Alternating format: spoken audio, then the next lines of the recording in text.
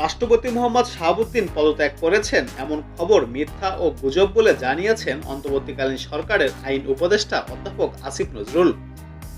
বৃহস্পতিবার সকালে নিজের ভেরিফাইড ফেসবুক পেজে এক পোস্টে অধ্যাপক আসিফ নজরুল লেখেন, আমার নাম ব্যবহার করে কিছু অপপ্রচার হচ্ছে।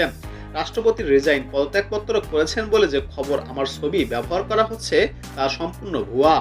তিনি বলেন, সুপ্রিম কোর্টের সঙ্গে পরামর্শ করে সব বিচার বিভাগীয় কর্মকর্তা এবং তাদের পরিবারের সদস্যদের দেশে বিদেশে অবস্থিত স্থাবর এবং অস্থাবর সম্পত্তির হিসাব বিবরণী আগামী 10 কার্যদিবসের মধ্যে দাখিল করার নির্দেশ দিয়েছি।